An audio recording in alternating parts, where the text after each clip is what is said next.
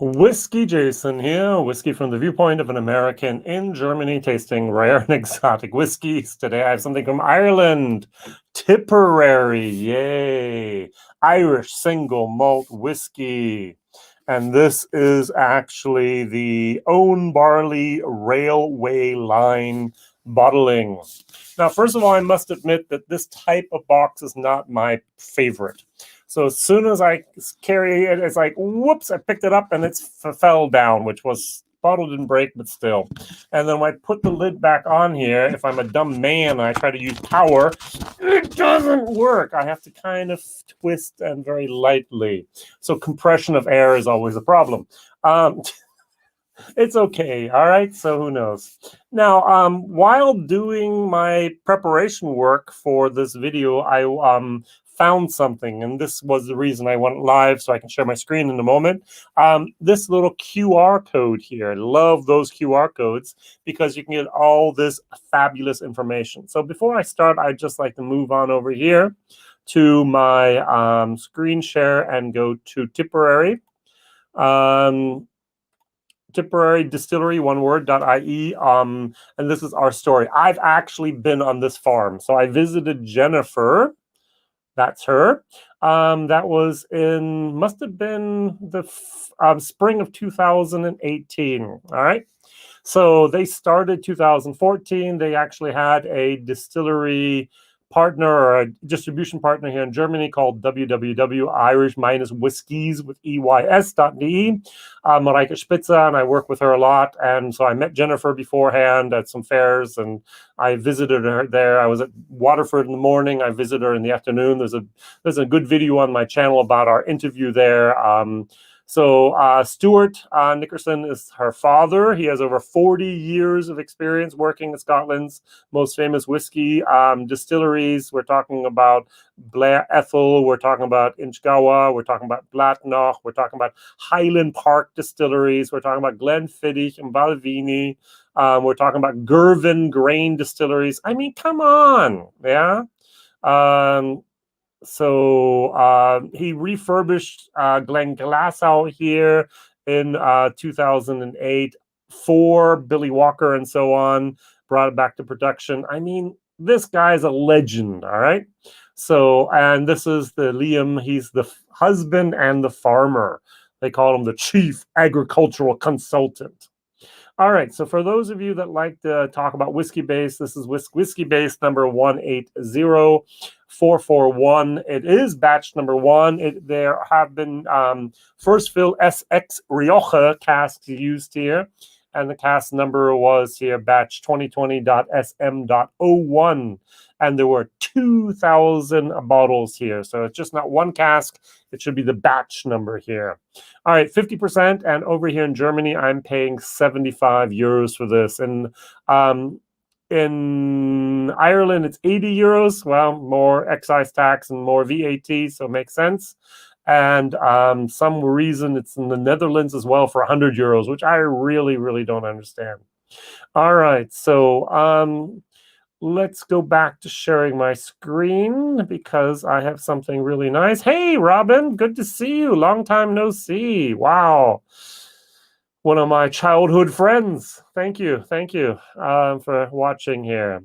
Now, to share the screen here again, I'm going to go to, must be this one, right? Good. So what I did is I entered the QR code and I come up to this page. So you can take a look at it yourself. It's not hidden. It's not secret.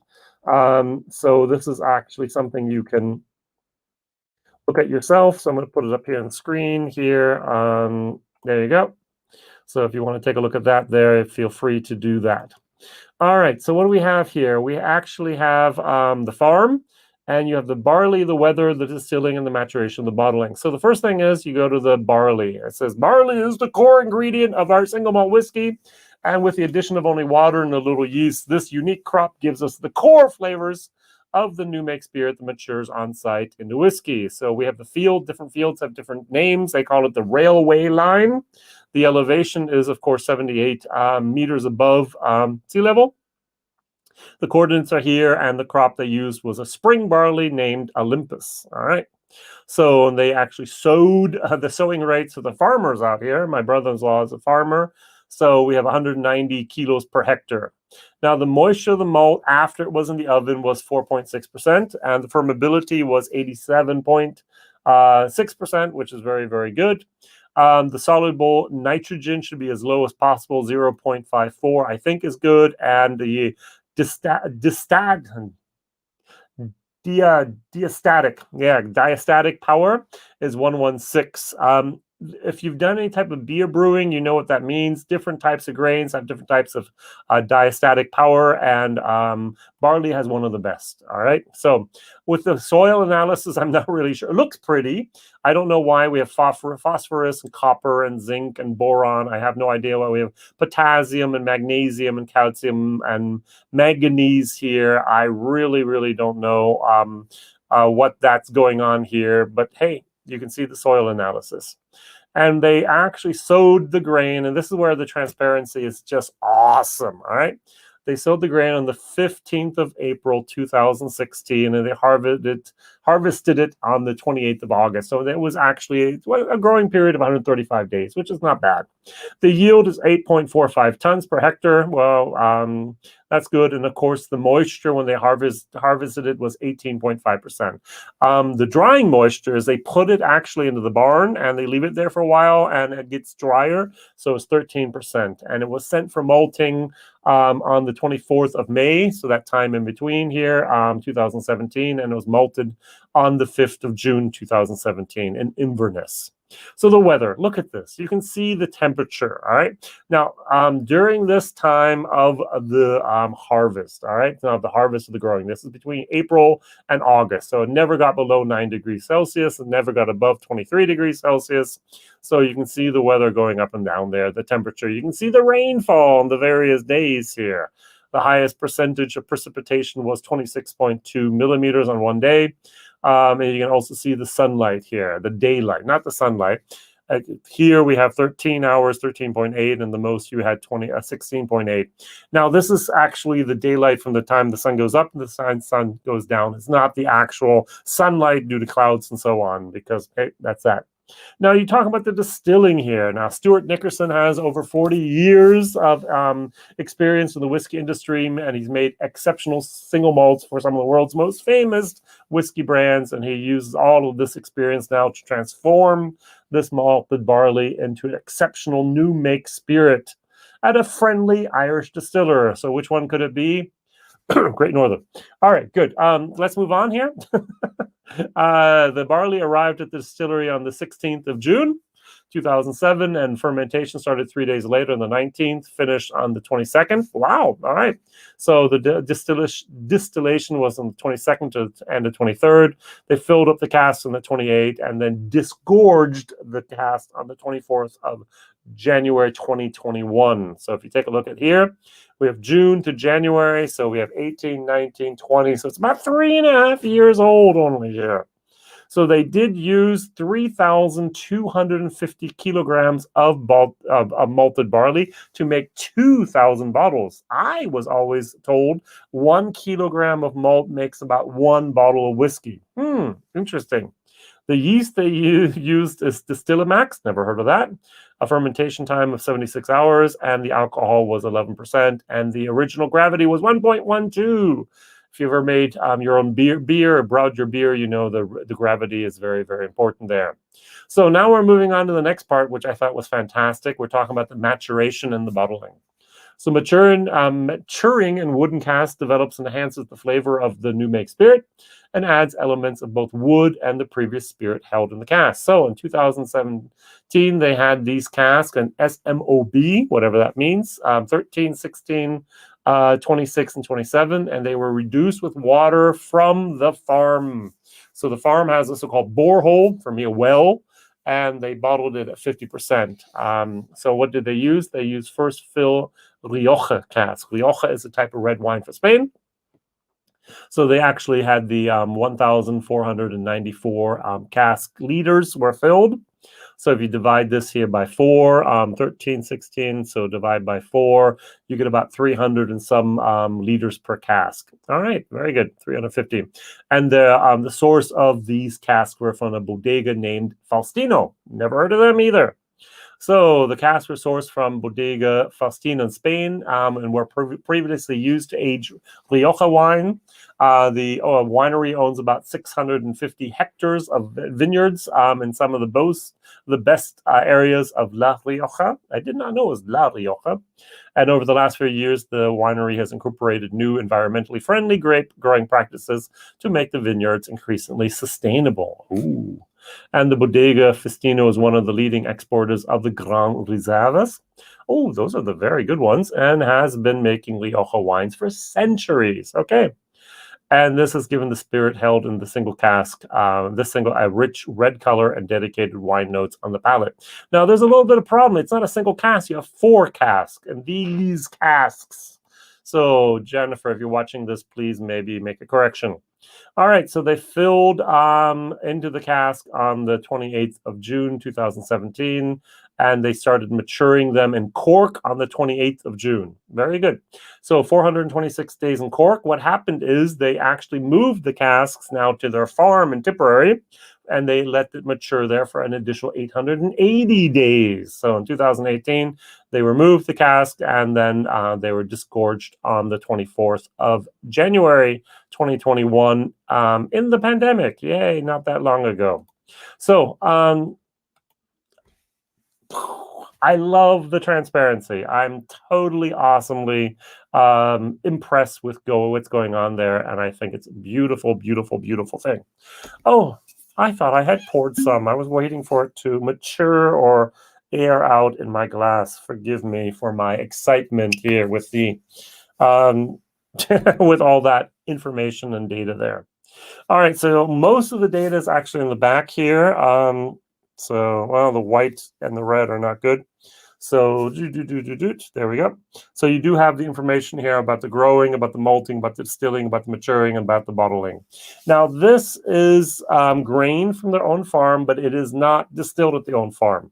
Now, there's one other thing I'd like to show you here, and that is actually from Tipperary. You notice I like Tipperary. Yay. I've been there. I've met Jennifer, and so this is something I really like.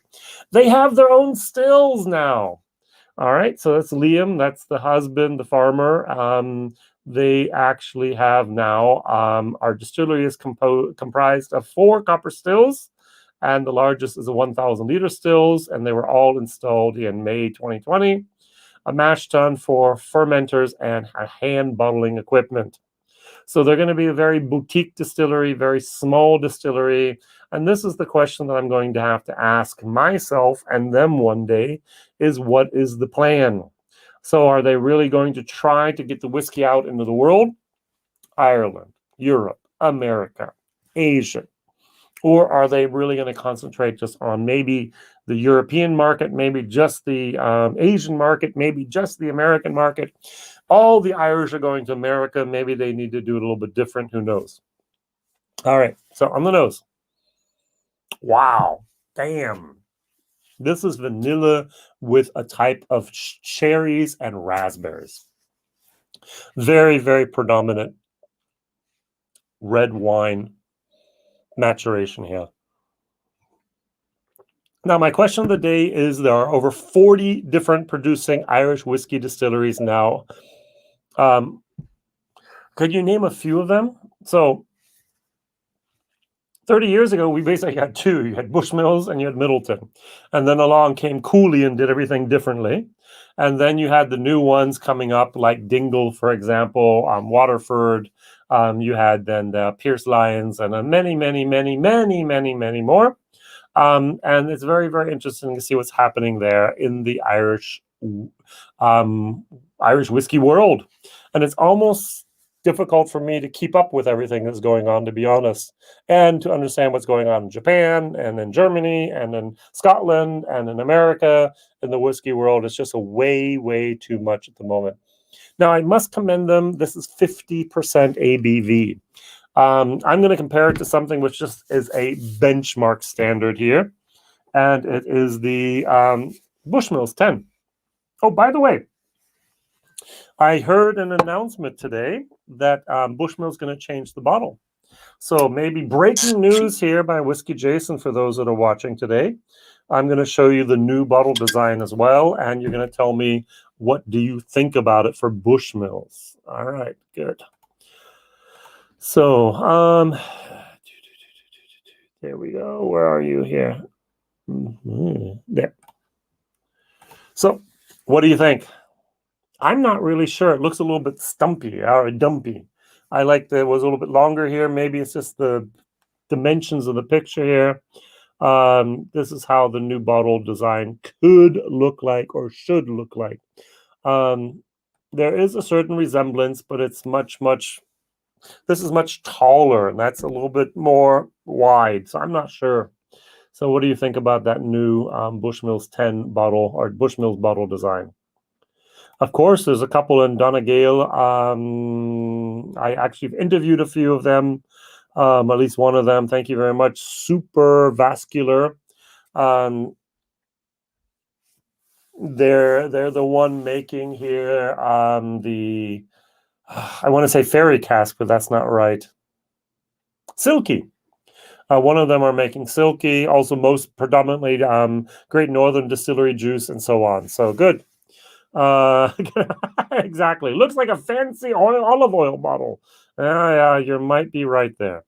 All right. So if I take a look at the 10 here and take a whiff of the Tipperary, I like the Tipperary a lot. This is very, very well made. It even smells a little bit of a creamy oiliness. So cheers.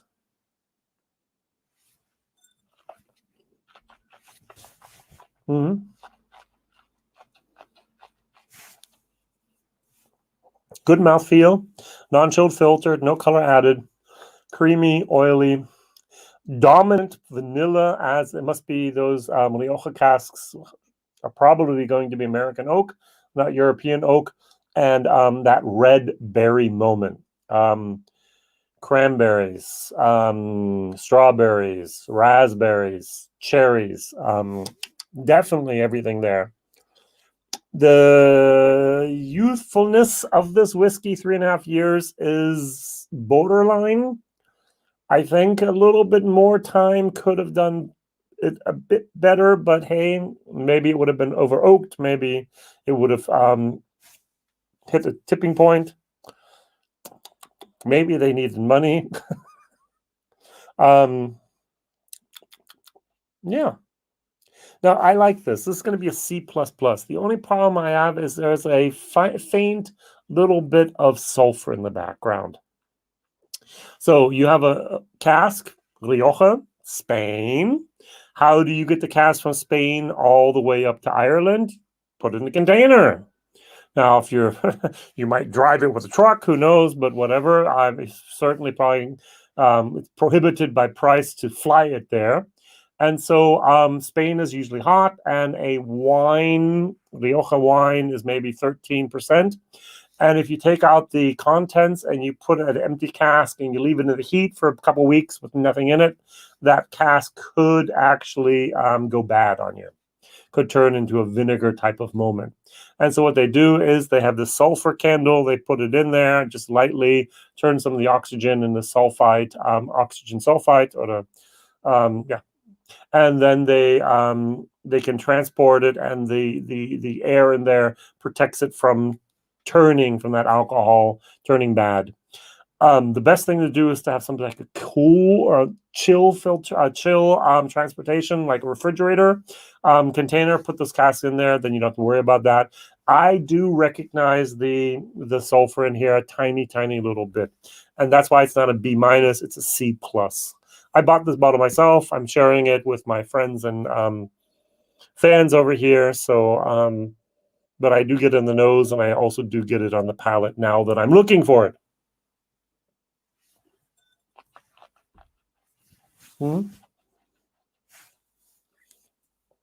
Value for money, C-.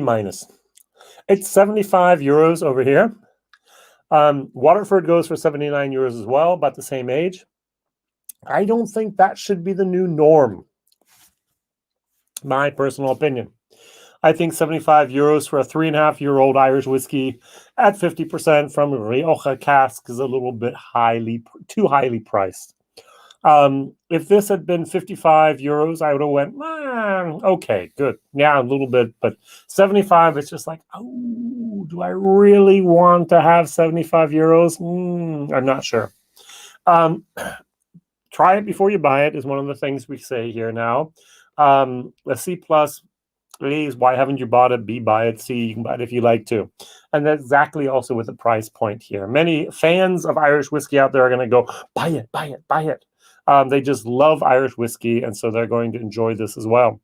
All right, so that's it for me at the moment. The Bushmills 10.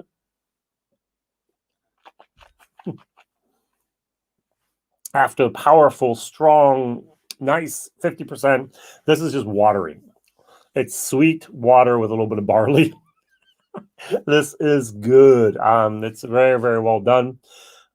Not perfect, but well done. Jennifer, I hope to meet you once again at a maybe whiskey live in Dublin, maybe on your farm, maybe at a whiskey fair here in Germany. It'd be great to see you. And I look forward to further expressions, further bottlings here in Germany. Thank you very much for watching. Whiskey Jason here. Please like, subscribe, tell others, and share this video. Irish whiskey for the win. All the best. Bye-bye.